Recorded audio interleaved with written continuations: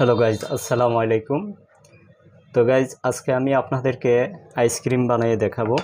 তো আইসক্রিম বানাবো আজকে হলো ম্যাঙ্গো দিয়ে, ম্যাঙ্গো আইসক্রিম। তো এখানে আমি আম নিয়েছি 5টি, সুন্দর করে ধুয়ে নিয়েছি। এখন এগুলাকে কাটবো, কেটে নেব। দেখতে পাচ্ছেন, এটা অ্যাকচুয়ালি দেশি আম, হালকা টক আছে।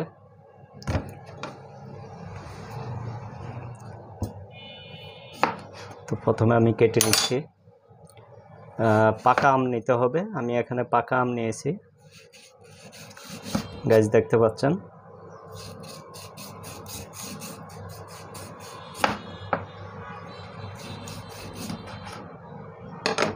সবগুলোকে আগে এভাবে করে কেটে নিচ্ছি।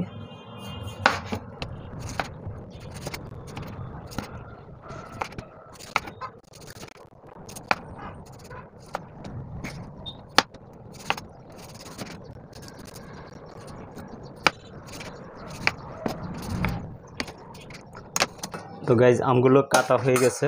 এখন আমি খোসা থেকে আমটা ছাড়াই নিব।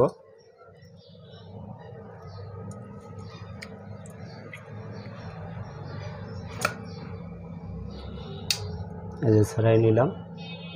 এভাবে করে আবার সবগুলো আম ছাড়িয়ে নিব।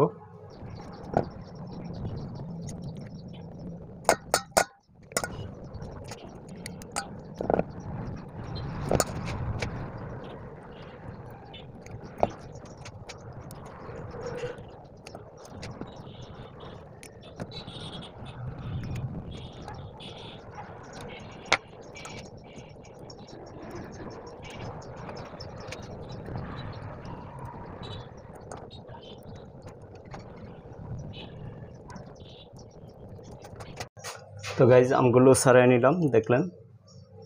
এই যে বন্ধুরা, আমটা এখন আমি ব্লেন্ড করব ব্লেন্ডারের জগে দিয়ে। তো বন্ধুরা, এখন আমি এটার মধ্যে পানি দিয়ে দিচ্ছি। পানি দিলাম। এখন আমি দিব গুঁড়া দুধ।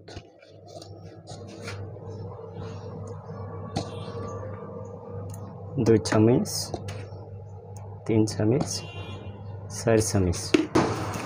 আমি দিব সুগার 1, 2, 3, 4, 5, 6, 7, 8, 9, 10।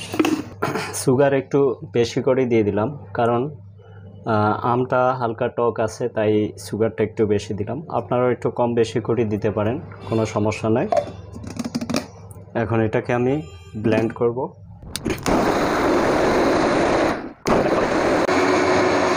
শাসলিকের কাঠি দিব। আমার কাছে আইসক্রিমের কাঠিটা নেই আপাতত, তাই আমি শাসলিকের কাঠি দিব। আমি এখানে কাঠি নিচ্ছি। কাঠিটা নিয়ে কেটে নেব মাছ বরাবর। শাসলিকের কাঠি নিয়ে এটা মাঝখান বরাবর কেটে নিয়েছি।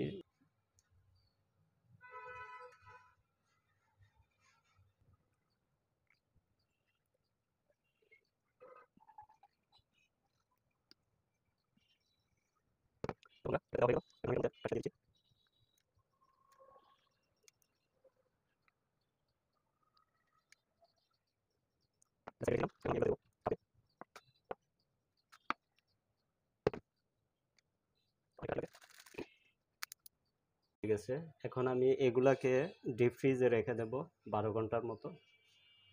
12 ঘন্টা পরে আমি আবার এটার আপডেট আপনাদেরকে দেখাবো। হ্যালো বন্ধুরা, আসসালামু আলাইকুম। তো আমি গতকালকে যে ম্যাঙ্গো আইসক্রিমগুলো বানিয়েছিলাম, এখন আমি ফ্রিজ থেকে নামিয়ে নিয়েছি। এটা গতকালকে বানিয়ে রেখে গিয়েছিলাম ফ্রিজে। তো এখন নামালাম প্রায় 12 ঘন্টা পর। তো অনেকটা শক্ত হয়ে গেছে। এখন জাস্ট বের করে আমি আপনাদেরকে দেখাবো। এখনো লেগে আছে, দেখেন বন্ধুরা কেমন হয়েছে। অসাধারণ আইসক্রিম, ম্যাঙ্গো আইসক্রিম। তো তো আমাদের ভিডিওটি যদি ভালো লেগে থাকে অবশ্যই আমাদের পেজটি ফলো দিন এবং ইউটিউব চ্যানেলটি সাবস্ক্রাইব করবেন। এই বলে আজকের মতো বিদায় নিচ্ছি। আল্লাহ হাফেজ। Thank you.